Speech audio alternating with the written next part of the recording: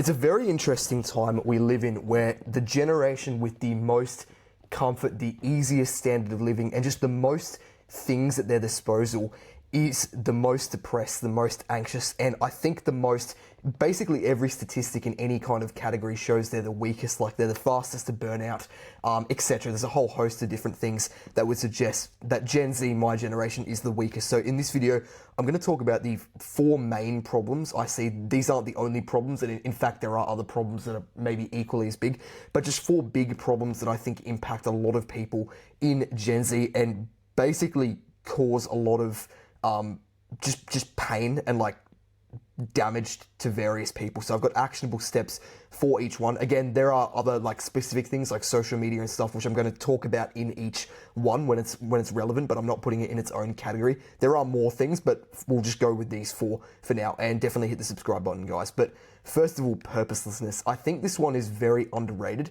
because it's very, very important and it isn't talked about enough. Why isn't this thing moving out of the way? This isn't doing its... There we go. So the reason purpose is so important is because purpose means the difference between delayed gratification and instant gratification. I write DG and IG, so you know what that means. Delayed gratification is basically putting off the dopamine, the gratification, for a good reason. So for example, eating healthy, exercising, reading, those things aren't necessarily, they can be fun, but they're not necessarily extremely fun, like eating junk food or something like that is, but they are good for you. You should be delaying gratification. You should be doing the good thing now so you get the result later on.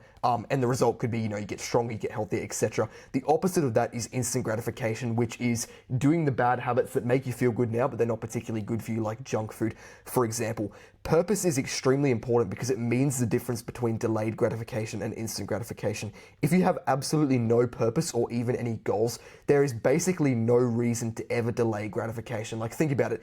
In the examples I just gave, reading, eating healthy, and exercise, I think were the 3 examples. If you don't have the goal to get healthier or fitter or learn something, there really is no reason to do either of those things. And so it's much easier to do the instant gratification thing, like eat junk food, which is bad for you, but it is easier to do because it feels good right now. So that is how important purpose is. If you have no goals or purpose whatsoever, and we'll talk about how to find those in a second, but if you have no goals or purpose whatsoever, there really is not much stopping you from just going into instant gratification and comfort, which we'll talk about on the next slide because it's number 2 on this list of problems.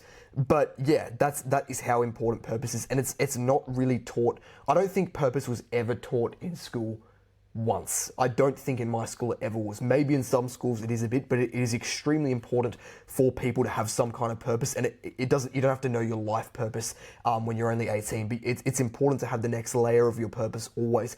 Otherwise, you wouldn't find, and I personally find that when I have nothing, no clear goal I'm working on, or if I feel a little bit like, it doesn't happen a lot, but if I do feel like, oh, this isn't working, what I'm working on isn't gonna turn out, it's very easy to kind of fall into that like hedonistic, pleasure-seeking, rut for maybe a week or 2, where you're just doing bad habits and you kind of don't feel very well because you're not very productive or getting anything done, and that's because of a lapse in purpose. So I think the big problem, because this is probably a question you have where you're thinking, okay, I understand that purpose is important, but what does this have to do with Gen Z? Why is Gen Z specifically more purposeless? Because even though they don't teach purpose in school, they also never did. So the reason I think people are so purposeless now is because of a few things. I kind of have to put 2 different things together. So most people pursue purposeless careers, and they also don't pursue purpose outside of their career. And I'll make the difference between the current generation and the former generation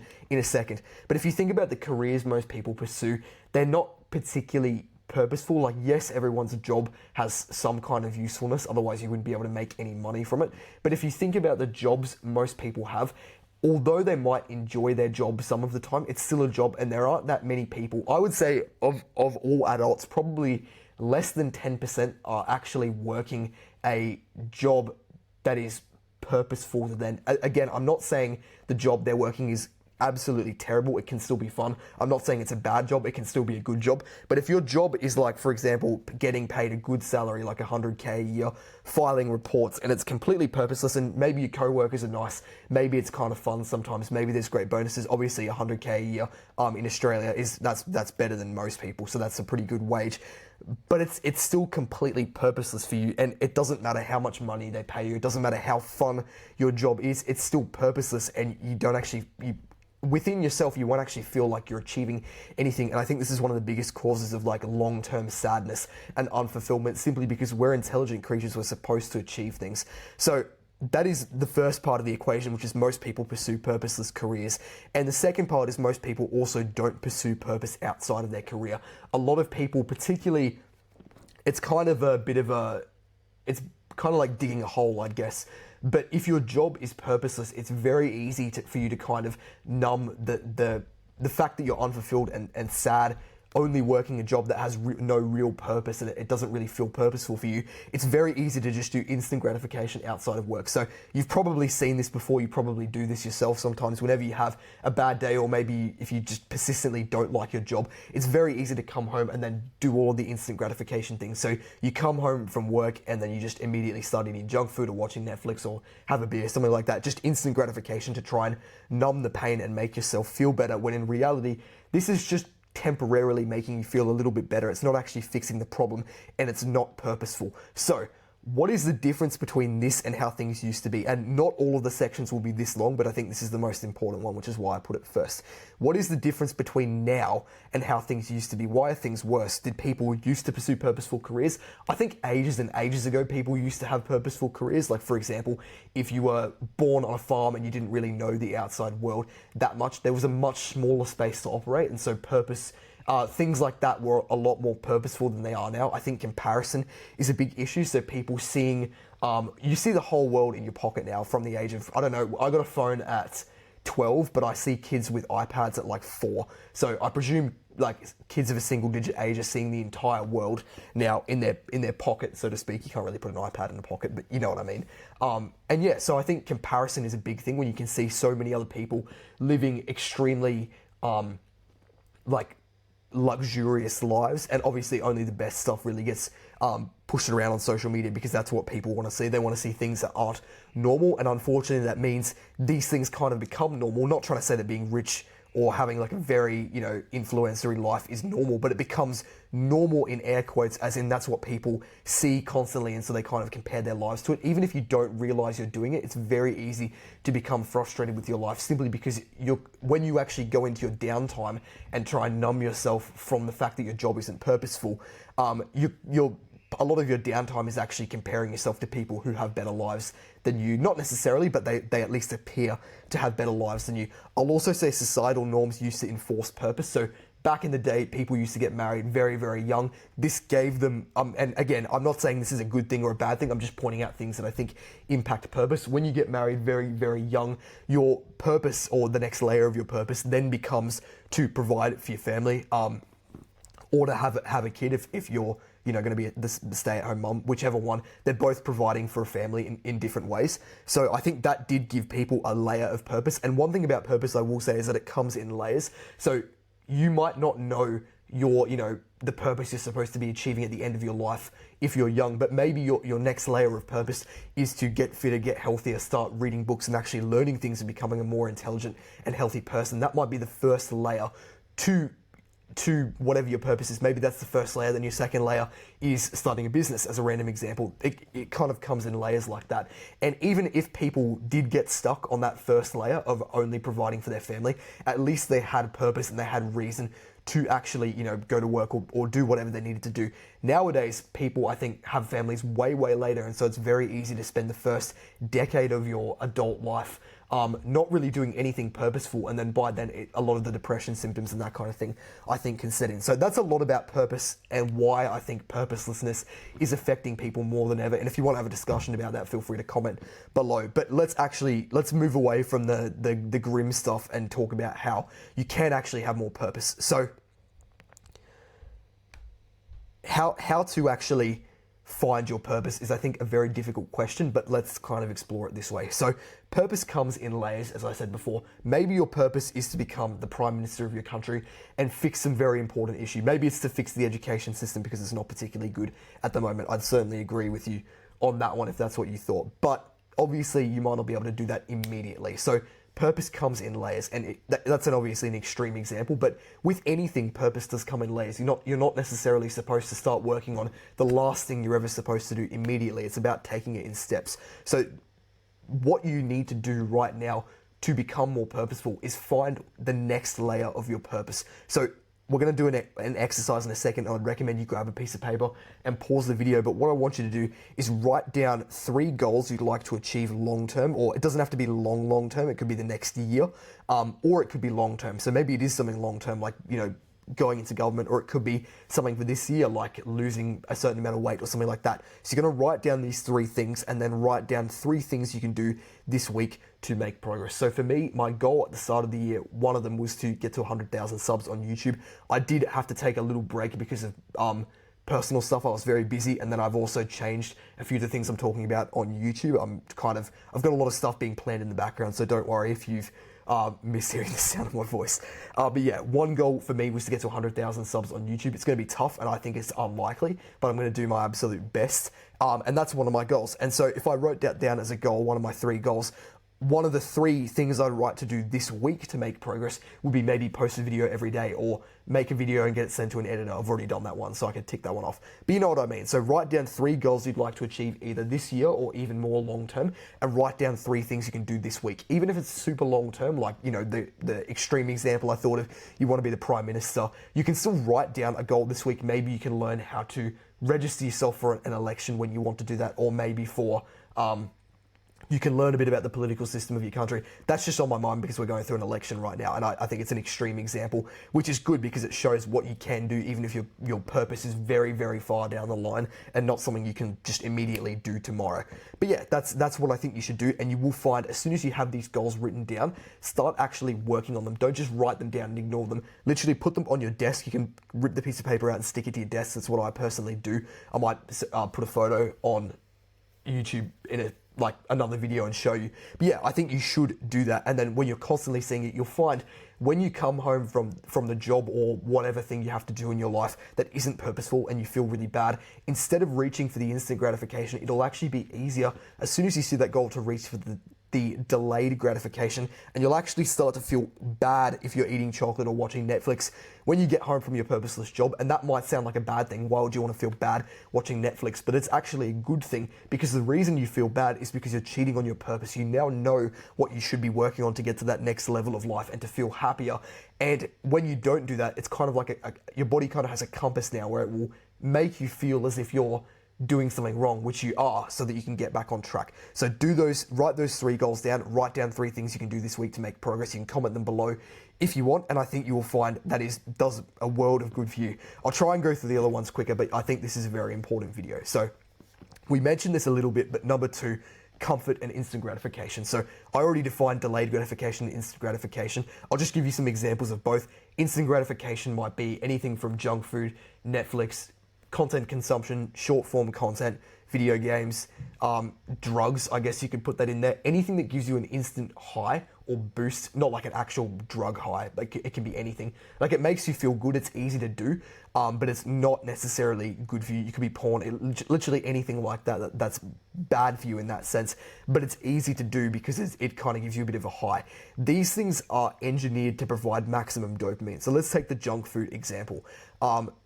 Junk food is obviously bad for you. I don't need to explain that to you, but it's very, very easy to eat. It's very palatable. It's extremely tasty. And the reason for that is because scientists have they've experimented over decades to find what triggers the reward system of your brain. So whereas meat is generally tastier than like lettuce because it's more, calorically dense and it's more nutrient dense, and so it's advantageous if you're in the wild and you need to eat something. Eating meat is obviously better than eating some plant with no calories.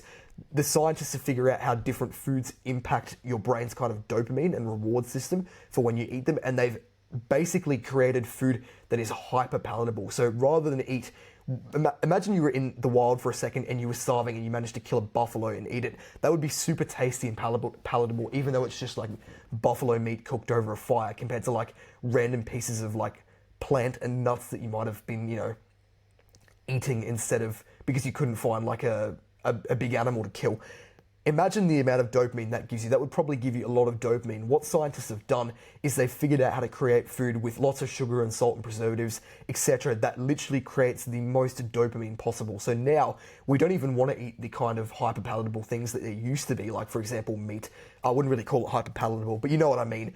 And nowadays, the really, really delicious hyperpalatable things that release a lot of dopamine, dopamine's like the reward chemical in your brain, these things are junk food, and not only are they hyperpalatable, but they're extremely unhealthy for you. They make you feel bad. They actually kill your dopamine afterwards. So even though they give you a spike of like dopamine and happiness, we could say, even though that's not really accurate, they actually make you feel worse afterwards because your dopamine levels sink to below where they were before you ate the thing. That's one of the worst things about instant gratification habits. So why is this such a problem? Well, the reason this is such a problem is because, one, instant gratification habits are way more prevalent than they were before. Scientists have had way longer now than they had, 30 years ago to make food hyperpalatable and make it extremely unhealthy as well. As one example, there's also, social media, video games, blah, blah, blah, blah, blah, a million gazillion different things that are extremely accessible, they're extremely cheap, and they're extremely easy to do, and they're also extremely bad for you. Like all of the things I just mentioned are all examples of instant gratification.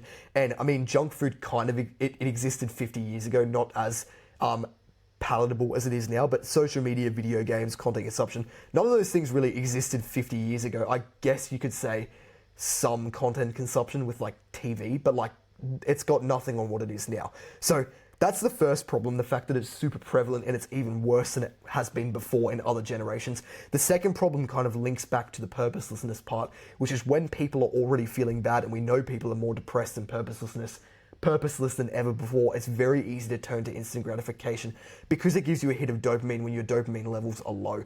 So another thing about dopamine I will give you, and if you don't understand dopamine, don't worry. It's a hormone in your body that's kind of like the reward chemical. So when you eat junk food or do an instant gratification habit, it actually gives you a lot of dopamine, even though those things are bad, just because they've been designed to take advantage of your brain's natural reward system.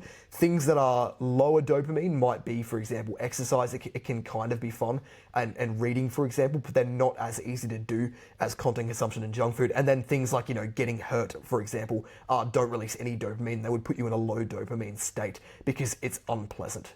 Dopamine basically correlates to how pleasant and pleasurable is a better word, how pleasurable the activity is. So because people are more kind of, lower dopamine than ever before, just because they're more purposeless, they're more exposed to other people's lives who appear to be better, and a number of other reasons, it's very easy to reach for instant gratification because it's easy to get a dopamine. It's easy to crave a dopamine hit when you have low dopamine. Just think about this for a second. Imagine times where you feel bad. It's so much easier when you're in a bad mood to not exercise, not read, not do the things you're supposed to do, and instead, lie down, eat some junk food, watch Netflix. I know I'm actually pretty good with not eating junk food compared to most people, but when I'm in a bad mood, especially because it's been Easter recently, it's very easy if I'm in a bad mood to go, okay, I'm going to eat some chocolate and cheat on the goals I've written down and do that instead, just because I'm in a low dopamine state. So that's a little bit about comfort and instant gratification. I think we all agree after this that it's bad for you, and it's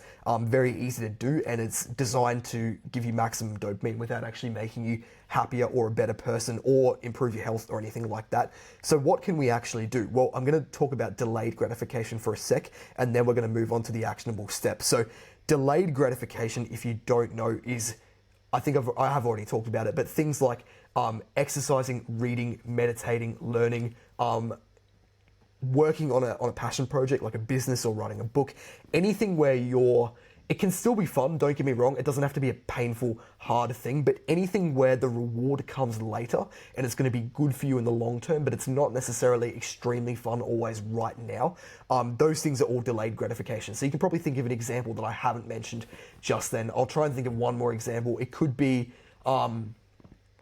doing something charitable. It could be helping someone else with something. That could be just an example of delayed gratification. That wouldn't be particularly good for you, but it is a nice thing to do. So I guess we could count that as delayed gratification. So what I want you to do as an actionable step is to figure out what your autopilot task is. An autopilot task is something that you basically default to whenever you kind of lose your concentration or you get bored or you feel sad or anything like that. So I know for me, if I'm working on my laptop and I get distracted or I get a little bit bored or my attention lapses, my autopilot task can sometimes be to go onto YouTube and watch a random video. That's just what I randomly default to if I get bored. And so what you can do to stop that autopilot task from happening is swap it with another task. So if you have the same autopilot task as me, for example, you could have a book next to you with the bookmark in it, and whenever you get bored, you turn off your laptop and you just immediately start reading the book. You default to this new task, and over time you will find it easier to switch to that task. And to kind of help that, as well as making the new task easy and accessible, try and make the old task that was instant gratification and bad for you more unaccessible. So for me, I'll put it into an example. For my autopilot task that I sometimes do where I go and watch a random YouTube video when I should be doing work on my laptop, what I've done is I've downloaded YouTube extensions to actually turn off the thumbnails of videos and to hide them from the home page, which makes it a lot harder for me to actually go onto YouTube and watch a random video because all the videos are hidden. I have to actually search for it. By the way, if you want that extension, comment below and I will give you the extension to download, and it can block YouTube videos if you find that's going to make you more productive. But yeah, because that's something I do, I've made it harder to do that by blocking those things, and I've made it easier to do the autopilot task by putting the book next to me. So that's both things you want to do. If you've ever read the book Atomic Habits by James Clear, if you haven't, I'd recommend. But he talks about making good habits obvious, accessible, easy to do, kind of like seductive in the sense that it's like right in front of you. So it's like, okay, I want to do this now. This has like dopamine attached to it, and make the bad habits the opposite, make them invisible, make them difficult to do, make them, all those kind of things, just so you can elevate the good habits as much as possible. And what this will do is it will kill one of your vices, and if you can try and link your autopilot task to one of your goals. So it could be a book relating to a topic that you're working on. Maybe it's a book relating to money if you're trying to get your finances in order. Maybe it's a book relating to productivity if you're trying to be more productive. You get the picture. Number 3, poor health. This one we've already mentioned a bit because we talked about instant gratification, but I will address it a little bit here. Health is glue. Without it, everything does fall apart. So if you are struggling in life with a bunch of other things, and you let your health go, what you'll find is this actually makes it worse, not better, even if it does free up time. So just to put it into perspective, Gen Z has the worst diet, worst human diet of all time, outside of people that have been like, starved and stuff. Like obviously there are extreme examples, but as far as just a generation of healthy, a generation of, normal people just living in a country, we have the worst, most processed, unhealthy, most chemical filled diet of all time. Most people eat up to a credit card's worth of plastic every single week. That's still debatable, but a lot of studies are suggesting we eat up to a credit card's worth of plastic every week, when it used to be a credit card's worth of plastic a year. That's extremely unhealthy.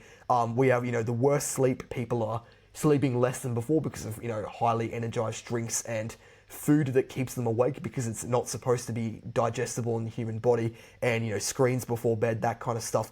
We're the most static, as in we do the least exercise and that kind of thing. I do think a lot of people are starting to go to the gym, so you might hear me say most static and disagree with me on that. The reason I'll say we're the most static is because 50 years ago, people were in their houses a lot less, and the nature of being in your house a lot less is that you're moving around when you're doing stuff with friends. And before that, people were doing, labor work constantly around their house and on the farm, etc. And I think these days, although people are starting to go to the gym more, which I think is a plus, and that's a really good thing, people don't exercise anywhere near as much as any animal you've ever seen in the wild, including people. When they lived in the wild, we were constantly running, fighting, building, etc.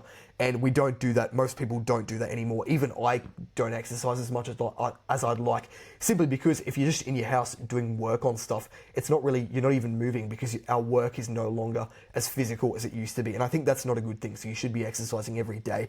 We have the least social connection, which is ironic because everyone's on social media. I think a lot of social media is consumption rather than actually messaging people. So that's not a good thing. And also, when you're messaging people, it's not the same as actually meeting people. I think people talk to their friends and actually have social connection way less, especially once you leave school. If you're watching this as someone who's, most of you are probably adults who've left school or university, or a lot of you probably be in uni, but once you've left any kind of education system, and the people you interact with most of the time are your co-workers who you may or may not like. A lot of cases are you might not like them, but yeah, so social connection has definitely gone down. We have the worst vices, already talked about that, not going to go on. Worst focus, because a lot of the instant gratification things, junk food, content consumption, blah, blah, blah. All of these things here are making your concentration worse, which makes it difficult to focus on things. And your brain, you're actually a lot happier when you're completely present, but because people are constantly thinking about things and not present at all, it actually, you're quite unhappy. Worse mental health, that's pretty obvious. I'm not going to go into that. And least natural lifestyle, that's also pretty obvious. All of these things contribute to poor health. And as we said before, as soon as your health goes, you go. Like, I know there's been times when my sleep is gone and my diet's gone off a bit, and then everything unravels. I don't have motivation to do anything. I do have discipline, but discipline will only take you so far. As soon as your health goes, your body cares about your health, and it cares about your health more than, you trying to get a new job, because your health is your health, and it's kind of like driving with the handbrake on. So what I want you to do as an actionable step is find the most unhealthy thing you're doing right now and cut it out. So just be completely honest. You don't have to comment this below, but you can if you want.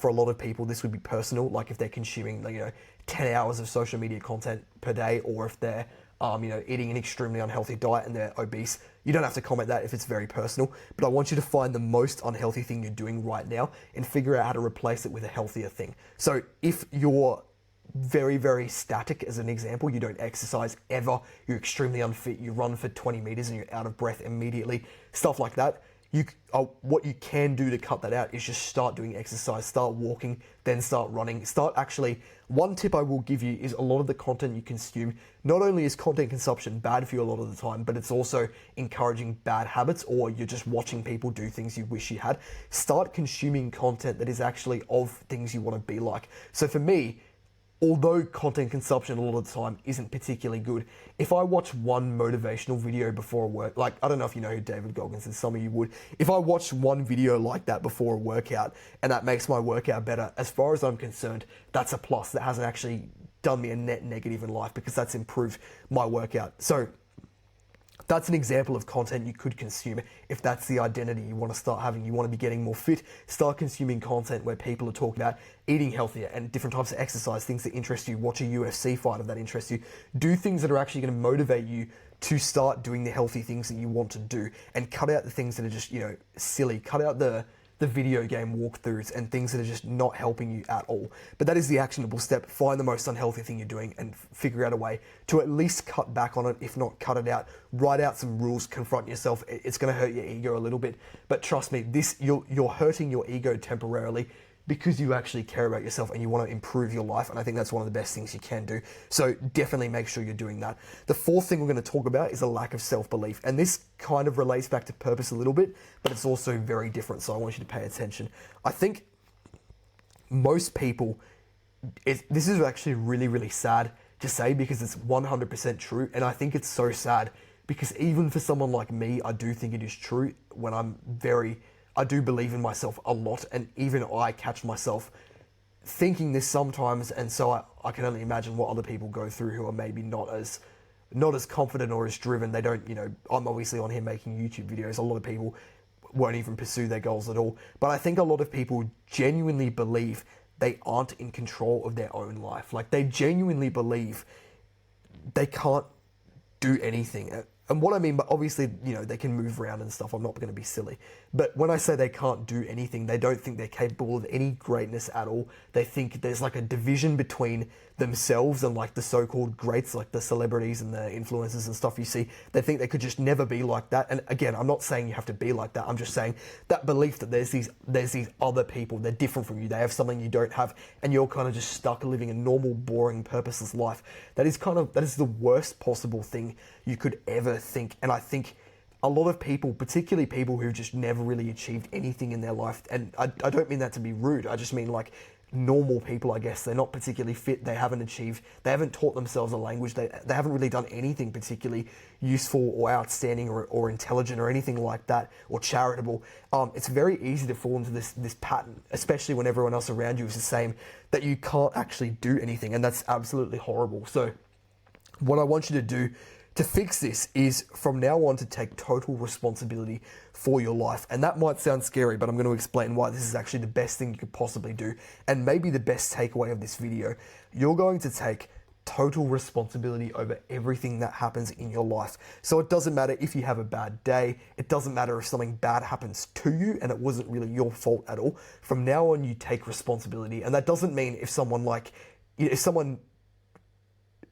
opens their car door into your car door and it's completely their fault, it doesn't mean you have to go, oh no, I'll pay for it when they're offering to pay for it. That's not what I'm talking about. I'm just saying you take total responsibility for everything inside of your own head. So if somebody does that example to you where they open their car door into yours, maybe they pay for it, maybe they don't, but you take responsibility for that and you say, okay, maybe let's say even though this may not be my fault, what can I do to stop this from happening? Okay, I can park where one side of my car is against a wall, which, that halves the chance that someone's going to open a door into my car. I can park somewhere that isn't like, I can park in a less risky area. I can walk or take the bike. I can, maybe you could even move a sign and put it in the car park next to your car. That's a silly example. But you get what I mean. You take full responsibility for anything bad that happens to you. If you have a bad day, you journal. You don't just have a bad day. I can confidently say one thing that I'm really, really proud of myself for, and I want you guys to start doing it too. Although I still have bad days and I make mistakes and stuff, I never, ever have a bad day and don't reflect on it. Whenever I have a bad day, the book comes out, the pen comes out, and I actually journal about why the day was bad. One of the reasons I've made this video, just to personalize it a bit, is because I have had a few bad days in a row, because I'm kind of changing what I'm doing on YouTube, and it's been a little bit frustrating for me, just because it's imagine like seeing the subscribers go up every single day, and then you have to work on other stuff and you don't have time to do YouTube, or you're demotivated and you kind of give into that a little bit, and then suddenly you stop seeing the number go up and you're not making money anymore. It's not about money at all, but you get what I mean. It's frustrating when you put over a year of effort into something and then it kind of goes on pause because you have to go do other stuff, and it is emotionally draining for me. But that's okay, because when I had these bad days, I got the journal out. I went, okay, what made this day bad? My morning routine was bad because I got out of bed and checked my phone immediately. That basically tanked my dopamine, which made me not want to do anything. I gave into other vices to try and raise my dopamine, like I ate some junk food or I watched Netflix or something like that, and that made me feel worse afterwards. I cheated on the goals I wrote down. That sounded bad before I said goals, but I cheated on the goals I wrote down because I didn't do them, etc., etc., etc. I had a bad day with something, personal stuff at work or whatever. There could be a number of different things that cause my day to be bad, but rather than just stew and not actually address these problems, I've written them down, and once I've got them out, it's so much easier to find solutions. So I always write all these things out and say, this is bad, this made me feel bad. Here's the plan going forward. Tomorrow, I'm not going to touch my phone straight away. I'm not going to give into vices. I'm going to do this task immediately, etc. And what you'll find when you start journaling and you take complete responsibility for everything in your life is that things actually do get better because you make plans to fix problems, you tackle them one step at a time, and everything just becomes easier. You actually start to make progress in life. So if you think that you're not really making progress in life, let me tell you something. The reason you feel unfulfilled and like you're not making progress is because you're not making 1 second of progress per second. So time is always passing, and I think as time, I'm not sure if any science backs this up, but this is just my opinion, and it'll work for you, trust me. Imagine time is constantly passing, which it is. If you're not constantly improving at the 1 second to 1 second rate, so a second passes every second, right? If you're not getting better in proportion to that 1 second, obviously, when I say get better by a second, I just mean a second's worth of self-improvement. If you're not constantly improving at an equal or higher rate as time passes, you're going to feel bad. That's why people, when they're alcoholics and they're eating junk food and they have no goal and they're just kind of working and not going anywhere, even if temporarily they're not actually getting worse, they're just staying the same, they're actually getting worse, because if you're not growing, you're dying. If time is passing and you're not improving, you actually start to feel bad, even if nothing really particularly bad is happening, even if your income's gone up a little bit, but you're still eating junk food or being unhealthy, simply because we as human beings are not supposed to stay at the same level over time. We're supposed to constantly be learning and improving and becoming better and making more friends, etc. And when you don't do these things, even if it's at a relatively stable level, you will still feel worse over time, simply because time is passing, time is increasing, and you're not. So What I want you to do is figure out what it is that is causing you to not make progress and make a plan. So maybe it's a particular habit that we've talked about before that's getting in the way. We've already addressed how to get rid of that. Okay, sweet. This is what I want you to do. This is how you actually start to make progress towards the better version of you that you're going to be. So you might think goals are the first thing. They're actually not. Before goals is desire. So if, for example, you set the goal of being more fit earlier in the video when I asked you to set a goal, there is actually a desire behind that. Maybe your desire is to live longer. Maybe it's to be stronger. It could be to be more attractive. That's absolutely fine. You can have any kind of desire you want for the goal of getting fit. But no matter what goal you have, there's always going to be at least one and probably a few desires filling it. So for me, for example, when I have the goal of getting to a certain amount of subscribers on YouTube, as I told you before, that's not the start of the chain. There's actually a desire behind that, which is, it's to help people. It's purposeful. I actually really enjoy helping people. That's my purpose, to improve people's lives. And I've decided for this next chapter of YouTube, my purpose is going to be helping people that are kind of in a similar position to what I was in, where they're, struggling and they don't really know what they're going to do with their life, and they're, maybe enslaved by a few different vices. And so they need help getting out of that and actually being proud of themselves and making progress in stuff. That's one desire. You could also say there's a bit of just ego involved for getting subscribers. It's cool to show people. It earns people's respect. I can make money off it if I can continue to make money off YouTube if I, get more and more views and, I can run ads. That's kind of a more materialistic goal, and believe me, I do not care about that anywhere near as much as I care about helping people. It really doesn't mean that much to me, but that is another good thing that can come from it as well, and it would allow me, if I could make money off here, for example, to quit any other job I have, which means I can put even more time into YouTube and help more people. So that's kind of another good thing from it. And because of that, all of those desires and many more, it fuels a goal, which then fuels a system. So a system is basically your plan for making progress in the goal. So your system might be upload a daily YouTube video or anything like that. And then you get results from that system towards your goal. Maybe it's a result could be 1 subscriber if your goal is a subscriber goal. And then your reflection on that is just you whip out the journal and you journal about what's going wrong, what's going right, what can I do to become better at the thing I'm trying to be better at, etc.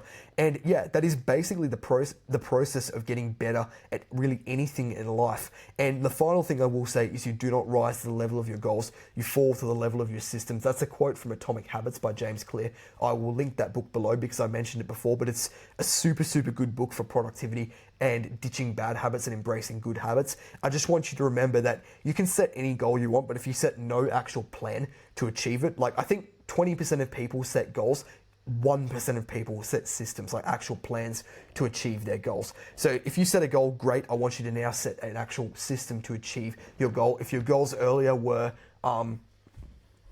getting fit, doing X, being the Prime Minister, whatever it was, set an actual system to make progress in that goal. Maybe you research X 3 times a week. Maybe you go to the gym 4 times a week. Any kind of system that can help you make progress towards that goal is welcome, and you should write it down and you should reflect on it when you start getting results to improve it and to make more progress, etc. But guys, that is a video. I've had a really good time making this video because I think it's been really wholesome. I would 100% appreciate it if you hit the subscribe button, simply because I do put a lot of work into these things. You can probably tell from this video that I am a very, very genuine person. I do actually care a lot about people, even people I've never seen and will never meet. I do actually care about every single one of you. And if you have any problems, feel free to comment below. I'm happy to jump on call with anyone for free and give them a hand in their life. But that is the video. Thank you for watching. Stay cool and have a good one.